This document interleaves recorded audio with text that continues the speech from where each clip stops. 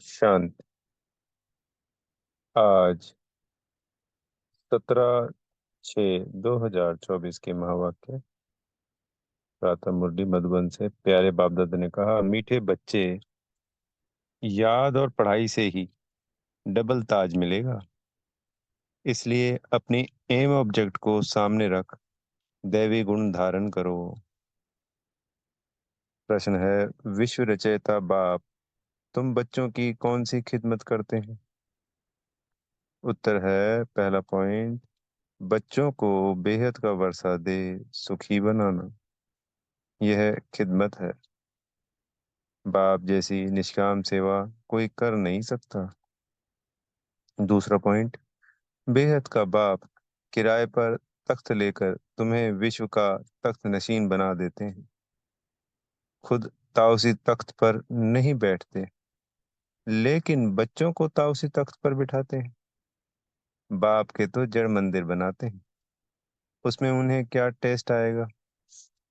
मजा तो बच्चों को है जो स्वर्ग का राज्य भाग्य लेते हैं। ओम शांति।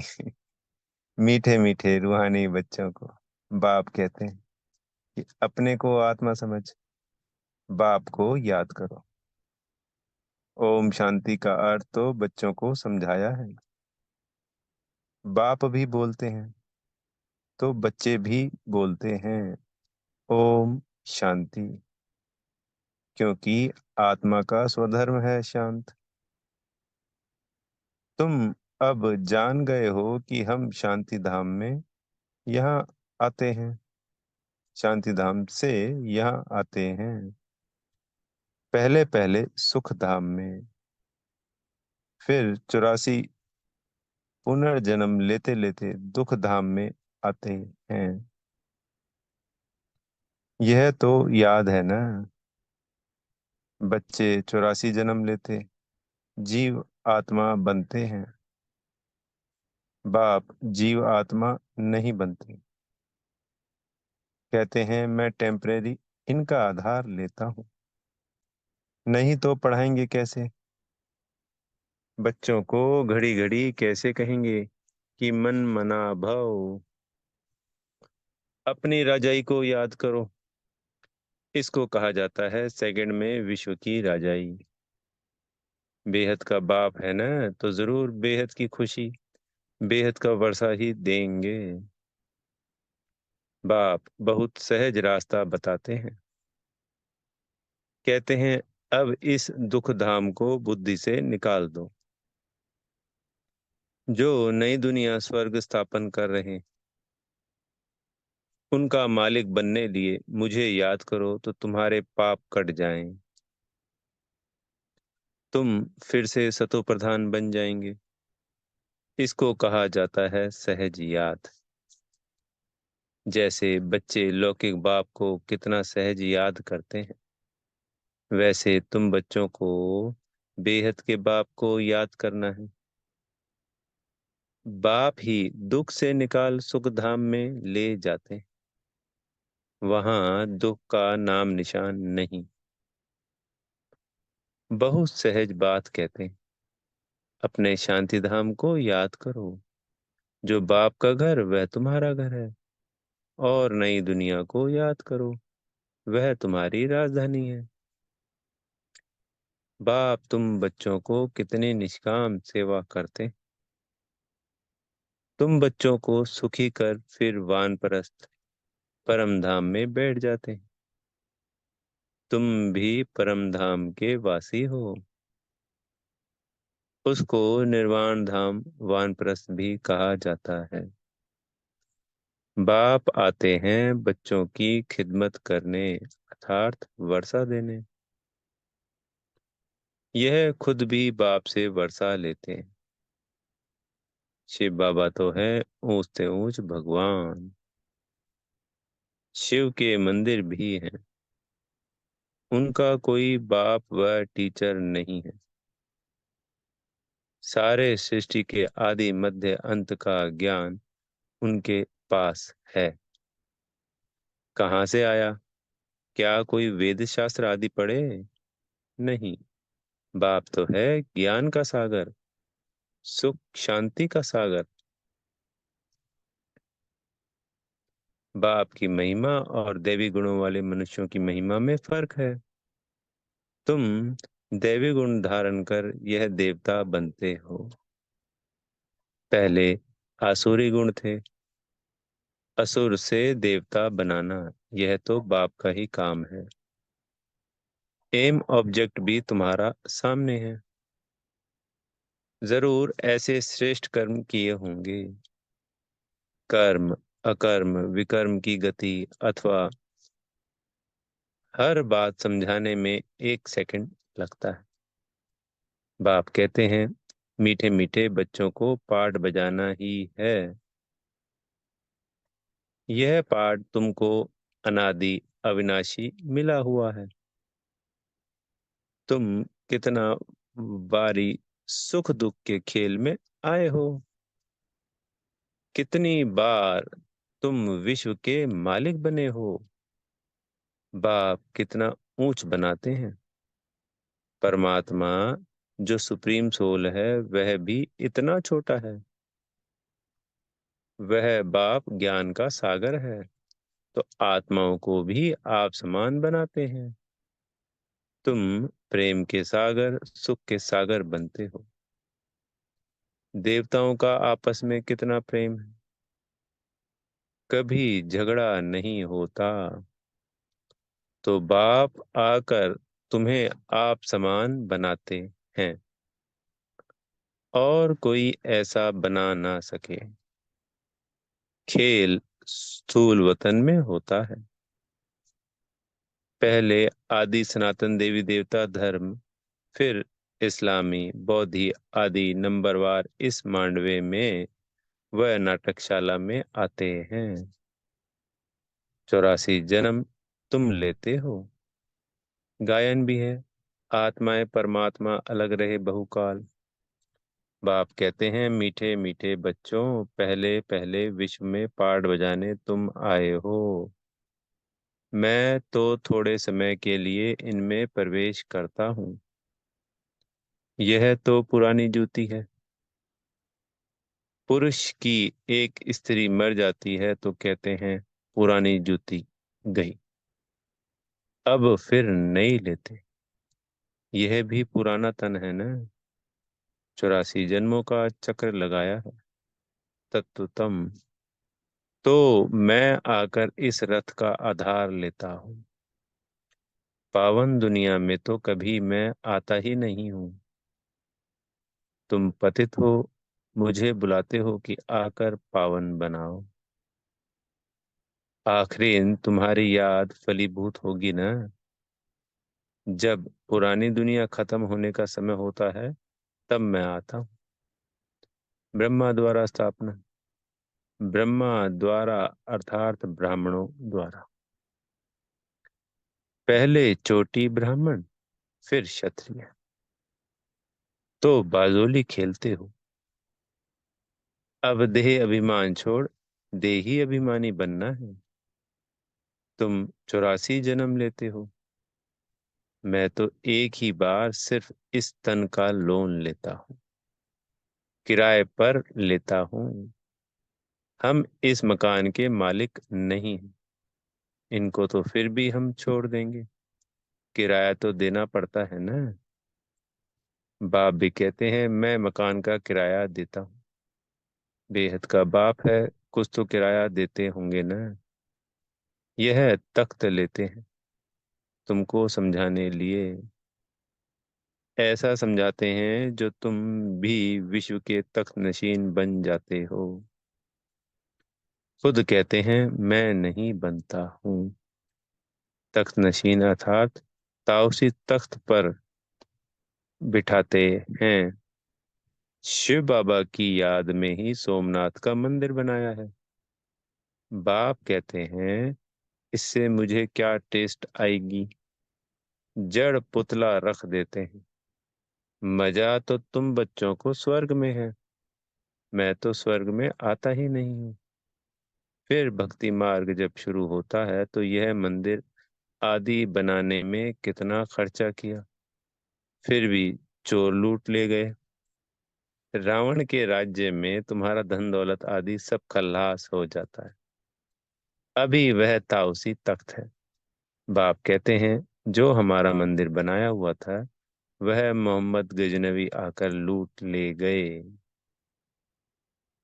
भारत जैसा सॉल्वेंट और कोई देश नहीं, इन जैसा तीर्थ और कोई बन नहीं सकता। परंतु आज तो हिंदू धर्म के अनेक तीर्थ हो पड़े हैं। वास्तव में बाप जो सर्व का सद्गति करते हैं, तीर्थ तो उनका होना चाहिए।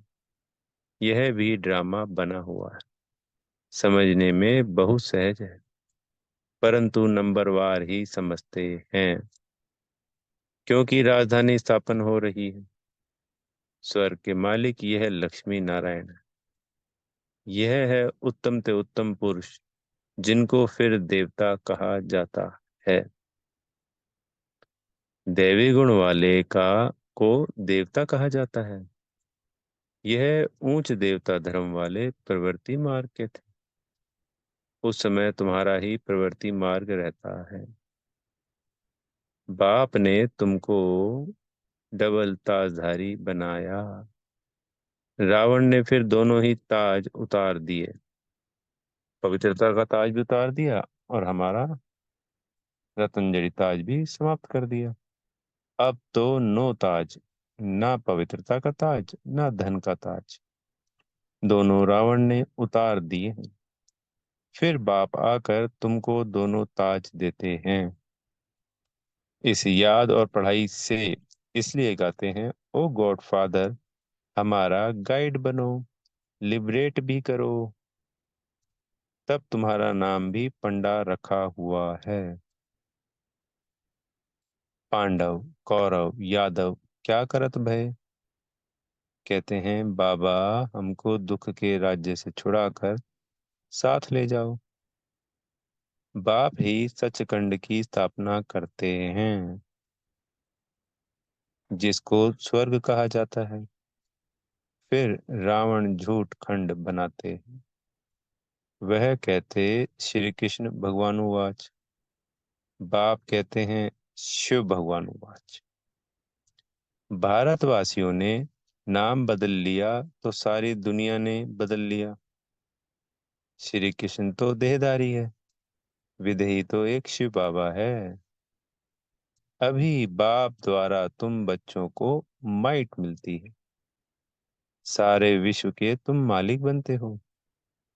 सारा आसमान धरती तुमको मिल जाती है। कोई की ताकत नहीं जो तुमसे छीन सके। पौना कल्प। पौना कल्प मतलब 3 युग। उन्हों की तो जब वृद्धि होकर करोड़ों की अंदाज में हो, तब लश्कर ले आकर तुमको जीतते। बाप बच्चों को कितना सुख देते हैं। उनका गायन ही है दुख हरता सुख करता। इस समय बाप तुमको कर्म अकर्म विकर्म की गति बैठ समझाते हैं। रावण राज्य में कर्म विकर्म बन जाते हैं। सतयुग में कर्म अकर्म हो जाते हैं। अभी तुमको एक सदगुरु मिला है, जिसको पतियों का पति कहते हैं, क्योंकि वह पति लोग भी सब उसको याद करते हैं। तो बाप समझाते हैं, यह कितना वंडरफुल ड्रामा है। इतनी छोटी सी आत्मा में अविनाशी पाठ भरा हुआ है, जो कभी मिटने वाला नहीं है। इनको अनादि अविनाशी ड्रामा कहा जाता है। God is one. रचना अथवा सीढ़ी और चक्र सब एक ही है। ना कोई रचता को ना रचना को जानते। ऋषि मुनि भी कह देते हम नहीं जानते। अभी तुम संगम पर बैठे हो, तुम्हारी माया के साथ युद्ध है। वह छोड़ती नहीं है। बच्चे कहते हैं, बाबा माया का थप्पड़ लग गया। बाबा कहते हैं, बच्चे की कमाई चट कर दी। तुम्हें भगवान पढ़ाते हैं तो अच्छी रीति पढ़ना चाहिए। ऐसी पढ़ाई तो फिर 5,000 वर्ष बाद मिलेगी। अच्छा, मीठे मीठे सीखी लेते बच्चों को थी। Good morning. रूहानी बाप की रूहानी बच्चों को नमस्ते। हाँ, रूहानी बच्चों की मेरे मीठे रूहानी बाप दादाजी को याद प्यार गुड मॉर्निंग और नमस्ते। धारणा के लिए मुख्य सार। पहला पॉइंट, इस दुख धाम से बुद्धि योग निकाल नई दुनिया स्थापन करने वाले बाप को याद करना है। सतो प्रधान बनना है।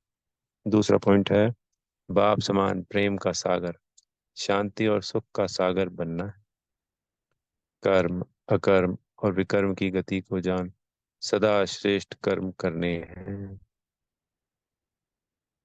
सदगुरु जी से वरदान मिल रहा है, स्वयं में समाएंगे।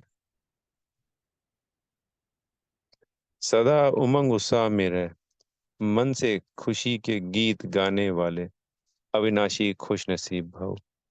आप खुश नसीब बच्चे अविनाशी विधि से अविनाशी सिद्धियां प्राप्त करते हो। आपके मन से सदा वाह वाह के खुशी के गीत बजते रहते। वह बाबा, वह तकदीर, वह मीठा परिवार, वह श्रेष्ठ संगम का सुहावना समय।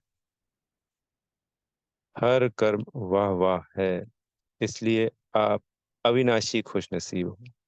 आपके मन में कभी वाई आई यानी वाई क्यों और आई यानी मैं नहीं आ सकता। वाई के बजाय वाई वाई, क्षमा चाहेंगे, वाई के बजाय वाह वाह और आई के बजाय बाबा बाबा शब्द ही आता है। स्लोगन है, जो संकल्प करते हो उसे अविनाशी गवर्नमेंट की स्टैंप लगा दो तो अटल रहेंगे। आज मातेश्वरी जी के मधुर वाक्य, जीवन की आस पूर्ण होने का सुहावना समय। हम सभी आत्माओं की बहुत समय से यह आस थी कि जीवन में सदा सुख शांति मिले। अब बहुत जन्म की आशा कब तो पूर्ण होगी। अब यह है हमारा अंतिम जन्म। उस अंत के जन्म की भी अंत है, ऐसा कोई नहीं समझे। मैं तो अभी छोटा हूँ। छोटे बड़े को सुख तो चाहिए न, परंतु दुख किस चीज से मिलता है उसका भी पहले ज्ञान चाहिए। अब तुमको नॉलेज मिली है कि इन 5 विकारों में फंसने कारण यह जो कर्म बंधन बना हुआ है उसको परमात्मा की याद अग्नि से भस्म करना है। यह है कर्म बंधन से छूटने का सहज उपाय। इस सर्वशक्तिवान बाबा को चलते फिरते श्वासोश्वास याद करो। अब यह उपाय बताने की सहायता खुद परमात्मा आकर करता है, परंतु इसमें पुरुषार्थ तो हर एक आत्मा को करना है। परमात्मा तो बाप टीचर गुरु रूप में आए हमें वर्षा देते हैं, तो पहले उस बाप का हो जाना है, फिर टीचर से पढ़ना है। जिस पढ़ाई से भविष्य जन्म जन्मांतर सुख की प्रालब्ध बनेगी, अर्थात जीवन मुक्ति पद में पुरुषार्थ अनुसार मर्तबा मिलता है और गुप्त रूप में पवित्र बनाए मुक्ति देता है। क्षमा चाहेंगे, और गुरु रूप में पवित्र बनाए मुक्ति देता है। तो इस राज को समझ ऐसा पुरुषार्थ करना है। यही टाइम है पुराना खाता खत्म कर नई जीवन बनाने का। इस समय जितना पुरुषार्थ कर अपनी आत्मा को पवित्र बनाएंगे उतना ही शुद्ध रिकॉर्ड भरेंगे। फिर सारा कल्प चलेगा, तो सारे कल्प का मदार इस समय की कमाई पर है। देखो, इस समय ही तुम्हें आदि मध्य अंत का ज्ञान मिलता है। हमको सो देवता बनना है और अपनी चढ़ती कला है। फिर वहां जा कर के प्रारब्ध भोगेंगे। वहां देवताओं को बाद का पता नहीं पड़ता कि हम गिरेंगे। अगर यह पता होता कि सुख भोगना फिर गिरना है तो गिरने की चिंता में सुख भी भोग नहीं सकेंगे। तो यह ईश्वरीय कायदा रचा हुआ है कि मनुष्य सदा चढ़ने का पुरुषार्थ करता है, अर्थात सुख के लिए कमाई करता है। परंतु ड्रामा में आधा आधा पार्ट बना पड़ा है। जिस राज को हम जानते हैं, परंतु जिस समय सुख की बारी है तो पुरुषार्थ कर सुख लेना है। यह है पुरुषार्थ की खूबी। एक्टर का काम है एक्ट करने समय संपूर्ण खूबी से पार्ट बजाना, जो देखने वाले हेयर हेयर करें, यानी वाह वाह करें।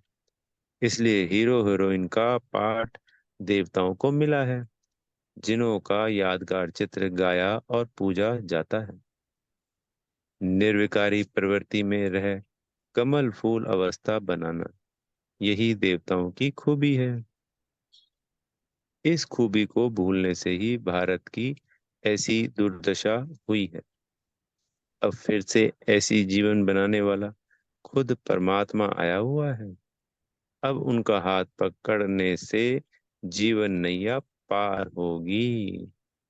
अच्छा, ओम शांति। बेहद का धन्यवाद मेरे प्यारे मीठे बाप दादा जी का।